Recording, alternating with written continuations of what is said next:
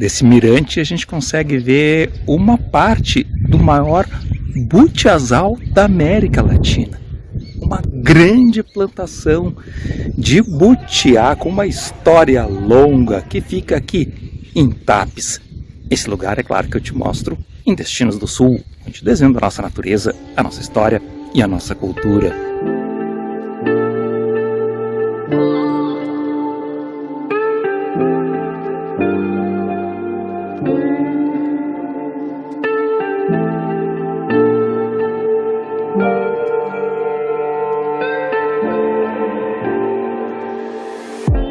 E essa frutinha pequena, amarelo-alaranjada, chamada butiá, faz parte da cultura gaúcha de certo modo. E, inclusive, tem uma famosa expressão, quem é daqui conhece, e não se usa corriqueiramente, não só em lugares aí, no campo, no interior, mas também na grande cidade. A expressão, me caiu os butiá do bolso, que a gente diz aqui no Rio Grande do Sul, quando está espantado com alguma coisa, se surpreende com uma coisa que não acredita. E eu digo, não é possível, me caiu, com essa aí me caiu os butiá do bolso. Porque é uma fruta relativamente comum, principalmente numa região mais litorânea, no campo. E realmente já tem uma história popular aí, muita gente gosta de usar na cachaça, para tochar cachaça, é bem comum em armazéns aí, mais antigos do interior.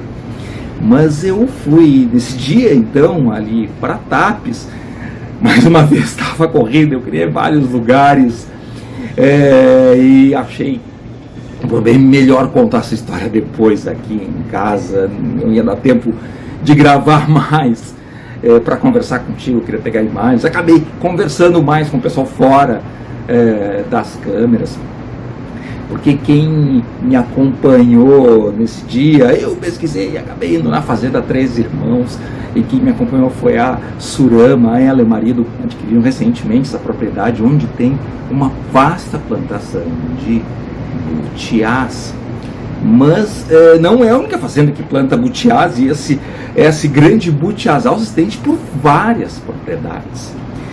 Inclusive, depois, mais adiante, eu vou te contar de uma outra verdade, com uma história interessante.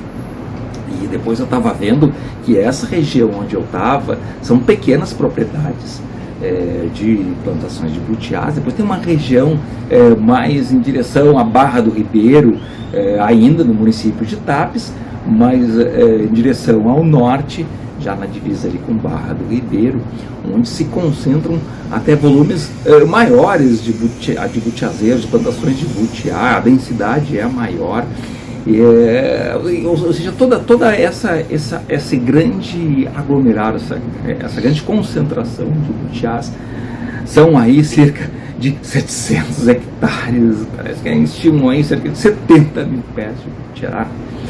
E tem uma história interessante, a Surama até contou uma história, talvez seja história, seja lenda, que os índios usavam, era uma árvore sagrada, parece para eles comiam o butiá, usavam a castanha também do butiá para se alimentar, e parece que bem nessa região é uma região de conflito entre duas tribos, a tribo dos Tapes, não vamos dizer qual é a outra tribo, não consegui pesquisar, sabe um pouco mais, comenta aí nos comentários, mas dizem que nesses conflitos eles sempre estavam se alimentando dos butiás, acabavam deixando as sementes, e proliferou uma grande quantidade de butiás nessa região.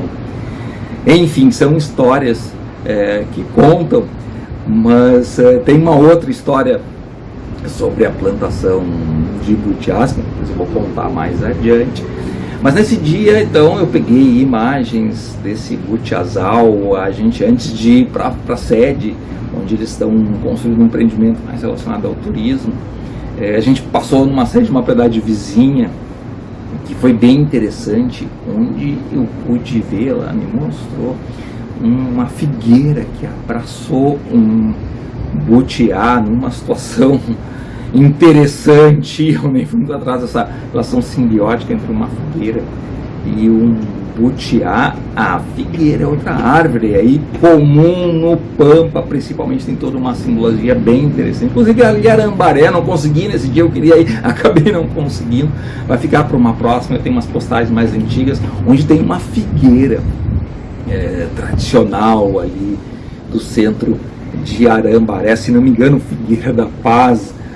Enfim, uma hora a gente vai de novo a Arambaré para falar dessa situação também, que também fica, essa Arambaré fica na margem da Lagoa dos Patos, e nesse lugar onde então tinha essa figueira que abraçou esse butiá, inclusive é um ponto um pouquinho mais alto, a região relativamente plana, e tem umas coxilhas, e tu enxerga de longe já a Lagoa dos Patos com um pontal de tapes. Vai ter um outro conteúdo aí que eu ainda não produzi nem publiquei quando está sendo publicado esse vídeo. Se olhar mais adiante já vai estar no canal aí sobre Tapes e as praias de Tapes também.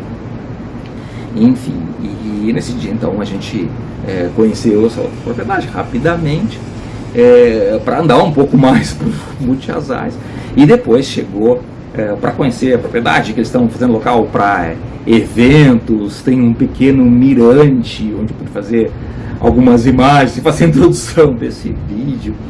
E depois o pessoal gentilmente nos ofereceu aí, mostrou geleias e outros produtos que pode fazer do butiá, bolos. Eu aproveitei também um suco de butiá bem interessante, e aí a Surama explicou rapidamente aí que a gente pode misturar geleias aí com carne. Geleia com carne.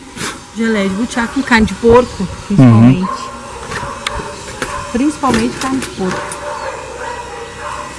Aí, ó, você viu um suquinho de butiá também. Cadê? Tem que ser.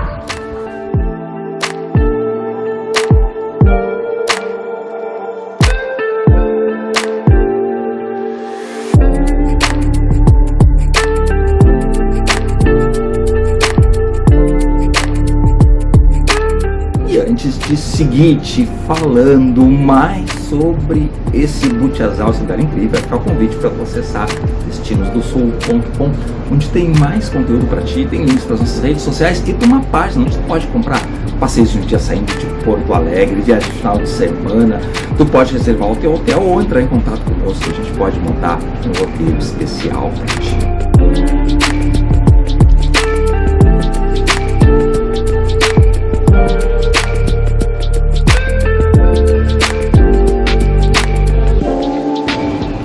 Tem mais histórias interessantes aí sobre o butiá e essa plantação, esse butiazal aí em Tapes.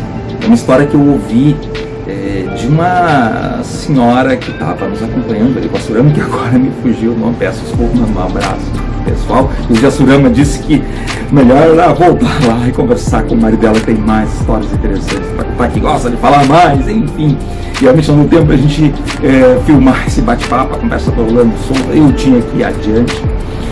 Mas enfim, ela contou uma história que depois eu pesquisei. Eu já tinha pesquisado algumas coisas sobre o Butiazal e eu pesquisei depois. E achei essa história, inclusive, um vídeo que tem sobre uma história interessante contada e vivenciada pela dona Nair Heller de Barros, uma senhora que nos deixou esse ano que passou agora em 2022, aos 98 anos. Eu pesquisei, vi uma nota de falecimento em relação à passagem dela, e ela conta uma história que se passou na fazenda São Miguel. É uma propriedade um pouco mais distante dali, que era do pai dela, e que ela tinha uns 4, 5 anos. Estima-se que foi em 1928, que ela estava caminhando de mão dada com o pai dela, e daqui a pouquinho ela ouviu um rumor.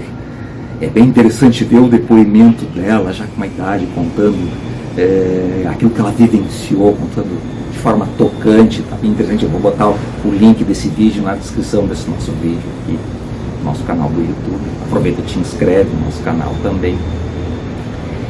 E ela estava com o pai dela e ouviu um rumor, e o pai dela começou a olhar para trás. O rumor era um barulho, uns zumbidos.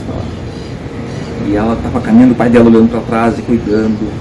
Daqui a pouco ela só se lembra que o pai dela mandou ela deitar no chão e fechar os olhos. Mas ela era criança, ficou curiosa, queria abrir os olhos. Ela disse que abriu os olhos e não viu nada, estava tudo escuro.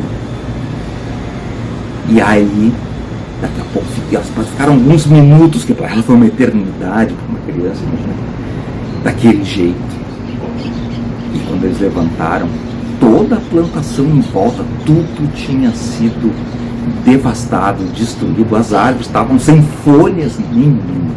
Tinha passado um bando de gafanhotos e tinha destruído tudo. Inclusive, bandos de gafanhotos, pode achar um pouco irreal, mas recentemente tinha uma grande, ou nuvem de gafanhoto, como se chama, na Argentina, na fronteira com o Brasil, se não me engano, foi no passado ou retrasado, e havia essa preocupação que ela fosse chegar no Brasil, e houve preocupação nas cidades argentinas, teve que se tomar providências para tentar dizimar essa nuvem de gafanhotos que estava fazendo prejuízos graves às lavouras da região. Então, essa nuvem passou e dizimou tudo. Eles andaram mais um pouco e viram que os pés de butiá estavam intactos. E o pai dela disse para ela que essa era uma árvore abençoada, que era um milagre de Deus, que essa era uma árvore que devia ser cuidada porque ela era sagrada, porque foi poupada da nuvem de gafanhotos. E eles seguiram com essa plantação de butiá, que na realidade, na época, era utilizada as folhas do butiá para produzir as crinas para os colchões. Na época, os colchões eram feitos com essas crinas vegetais da árvore do butiá, antes de vir a indústria petroquímica e a espuma feita de derivados do petróleo, que era uma produção grande. E até a Sulema comentou que tinham 70 famílias que trabalhavam nessa produção, fazendo essa colheita. Depois era enviado para fábricas desses colchões. E, inclusive, esse empreendimento depois terminou, porque veio os colchões e seguiu os butiás, então sendo utilizados como frutas. Mas a dona Nair conta que ela sempre tratou isso como um local que não se podia mexer, que era sagrado, que ela gostava muito. E teve essa passagem, esse episódio interessante, e a família continua preservando. Eu cheguei a entrar em contato com uma outra propriedade e, enfim, vi que era a Fazenda São Miguel, que me disse que hoje esse lugar não faz parte da rota turística, é utilizado tão somente para pesquisas realizadas pela Embrapa, para conservar e fazer um uso sustentável desse grande ecossistema, que dá então a fruta do butiá, como te disse, né? Essa crina vegetal não é mais utilizada, mas a fruta butiá segue aí para a produção de sucos, de bolos, de cachaças, enfim, outros usos que possam ser utilizados por essa fruta. E eu descobri, então, essa história também muito interessante. A gente vai desvendando e vai descobrindo situações interessantes, como é o butiazal.